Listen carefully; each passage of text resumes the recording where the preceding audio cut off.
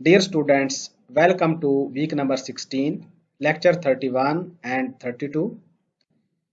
इस वीक की आउटलाइन कुछ यूं है कि सबसे पहले हम पिछले वीक यानी वीक नंबर 16 में कवर किए गए टॉपिक्स की क्विक रिवीजन करेंगे। उसके बाद आप लोग ये सीखेंगे कि जेसन दरअसल क्या है। फिर हम जेसन का सिंटैक्स सीखेंगे। उसके बाद आप लोग ये सीखेंगे कि जेसन डेटा को HTML टेबल में किस तरह से डिस्प्ले कराया जाता है। फिर आप लोग ये सीखेंगे कि जेसन डेटा को HTML लिस्ट में किस तरह से डिस्प्ले कराया जा सकता है। और इस वीक के एंड पे आप लोग ये सीखेंगे कि गूगल क्रोम को यूज करते हुए जावास्क्रिप्ट को किस तरह से डिबग किया जाता है। अगर आपको याद हो तो पिछले वीक हमने jQuery लाइब्रेरी से मुतालिक डिस्कशन की थी। आप लोगों ने ये सीखा था कि वेब पेज में jQuery को किस तरह से ऐड यानी एम्बेड किया जा सकता है। फिर हम लोगों ने डिटेल के साथ डॉक्यूमेंट रेडी इवेंट को डिस्कस किया था। फिर उसके बाद आप लोगों ने jQuery सिलेक्टर्स को प्रैक्टिकल एग्जांपल्स की मदद से समझा था। उसके बाद jQuery इवेंट्स से मुतालिक डिस्कशन हुई थी। फिर jQuery इफेक्ट्स को समान लेवल की एग्जांपल्स की मदद से समझाया गया था। और पिछले वीक के एंड पर दो प्रैक्टिकल एग्जांपल्स की मदद से डॉम मैनिपुलेशन के कॉन्सेप्ट को डिस्कस किया गया था। अब हम बात करेंगे इस वीक के वेरी फर्स्ट टॉपिक यानी जेसन की। JSON stands for JavaScript object notation. JSON दरअसल एक lightweight data interchange format है। ये ह्यूमंस के लिए यानी इंसानों के लिए easy to read and easy to write है, और दूसरी तरफ मशीन्स के लिए इस डेटा को पार्स करना या जनरेट करना भी बहुत ही आसान है। जेसन डेटा ज्यादातर वेब एप्लीकेशन में डेटा ट्रांसमिट करने के लिए यूज होता है। फॉर एग्जांपल, अगर आपने कुछ डेटा सर्वर से क्लाइंट को सेंड करना हो या आपने वेब पेज से सर्वर को डेटा सेंड करना हो तो इस सिलसिले में जेसन फॉर्मेट यूज किया जाता है।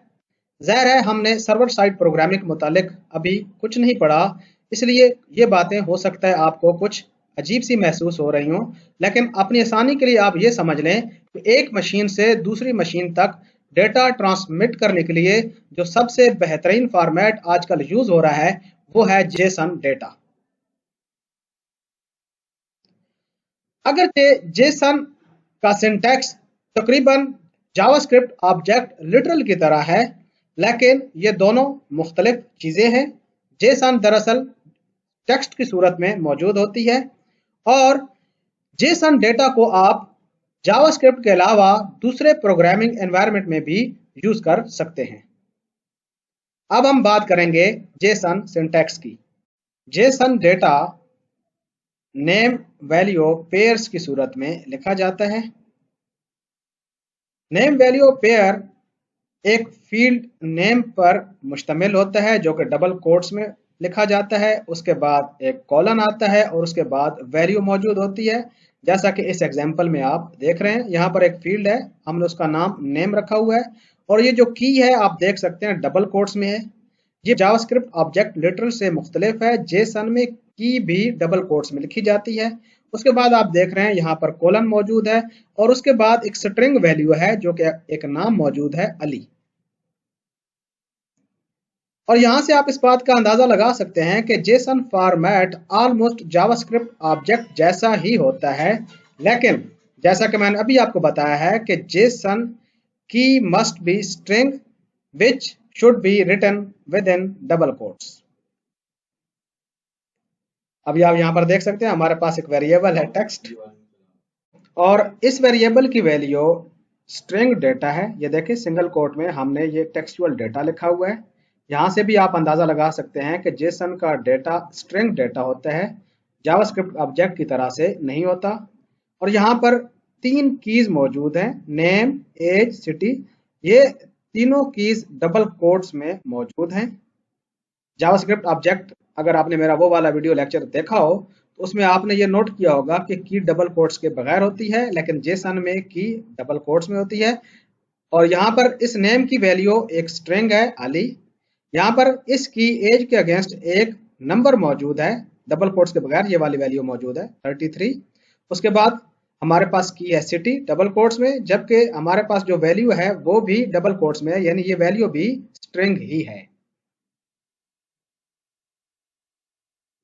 अब इस जेसन के डेटा को अगर हमें जावास्क्रिप्ट ऑब्जेक्ट में कन्वर्ट करना हो तो हम जेसन डॉट पार्स के मेथड को ये वाला डेटा पास कर सकते हैं, जो कि इस टेक्स्ट को जावास्क्रिप्ट ऑब्जेक्ट में चेंज कर देगा और उसके बाद उस जावास्क्रिप्ट ऑब्जेक्ट को हम बआसानी अपने प्रोग्राम में यूज कर सकते हैं। यहाँ से एक और बात आप याद रखें कि जेसन में जो भी वैल्यूज होती हैं की के अगेंस्ट, वो या तो स्ट्रिंग हो सकती है या नंबर हो सकता है या जेसन का कोई और ऑब्जेक्ट हो सकता है, एक एरे हो सकता है, बुलियन वैल्यू हो सकती है या फिर नल हो सकता है। जबकि जावास्क्रिप्ट ऑब्जेक्ट में आपको मालूम होना चाहिए कि ये तमाम वैल्यूज प्लस कुछ वैलिड जावास्क्रिप्ट एक्सप्रेशन भी वैल्यूज का पार्ट हो सकते हैं। जैसे एक की के अगेंस्ट फंक्शन भी मौजूद हो सकता है, डेट भी हो सकती है की के अगेंस्ट, और अनडिफाइंड की वैल्यू भी आप जावास्क्रिप्ट ऑब्जेक्ट में प्रोवाइड कर सकते हैं। लेकिन जेसन के केस में आप ये तीनों एक्सप्रेशंस प्रोवाइड नहीं कर सकते। जेसन के केस में वैल्यू सिर्फ और सिर्फ ये वाली डेटा टाइप्स हो सकती हैं, स्ट्रिंग, नंबर, जेसन ऑब्जेक्ट्स या एरे या फिर कोई बुलियन वैल्यू या नल।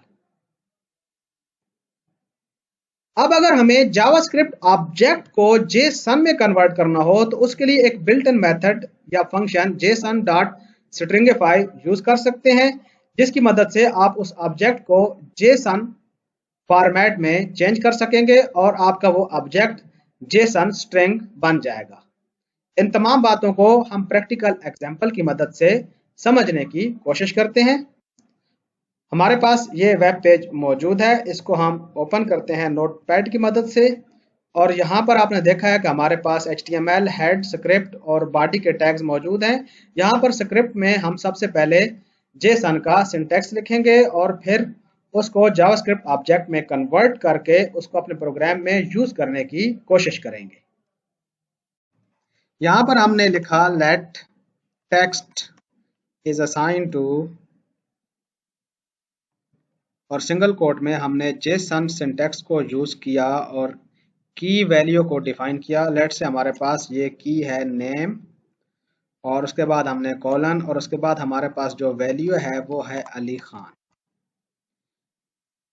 उसके बाद हम इस जेसन टेक्स्ट को कन्वर्ट करेंगे जावास्क्रिप्ट ऑब्जेक्ट में। उसका तरीकाकार कुछ इस तरह से होगा, let JS object is assign to JSON, और ये देखें सारा कैप्स में है, डॉट PARSE पार्स, ये सारा लोअर केस में है, पी भी लोअर केस में है, और इसको हम पैरामीटर में पास करेंगे टेक्स्ट। और फिर हम कंसोल पे इसको प्रिंट करा देते हैं ऑब्जेक्ट को,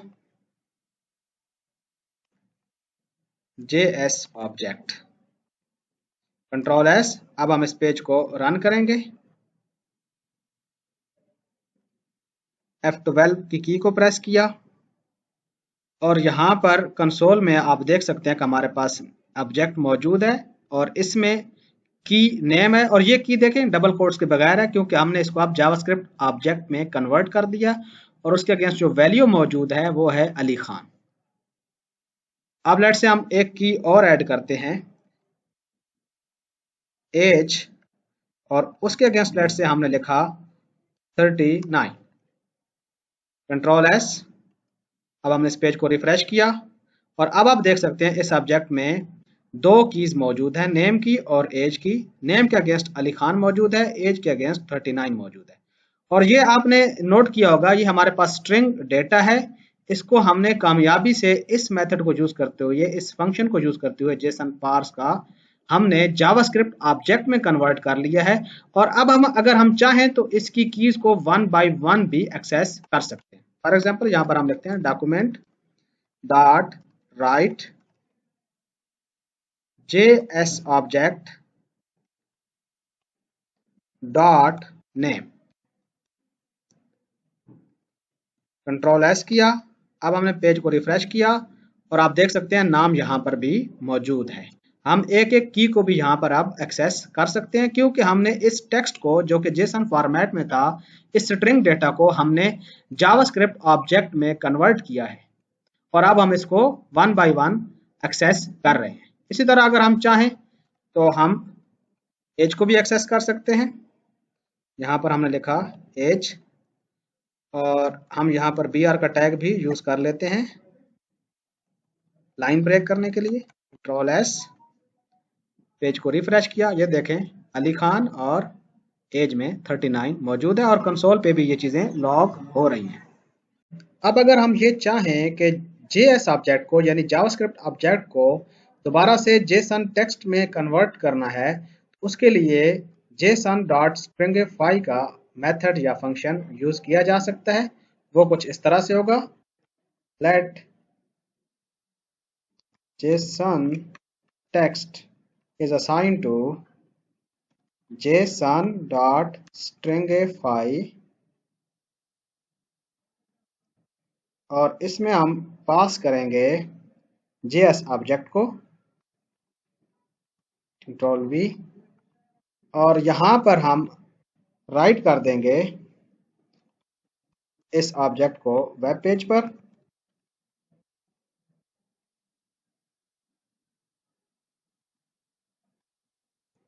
br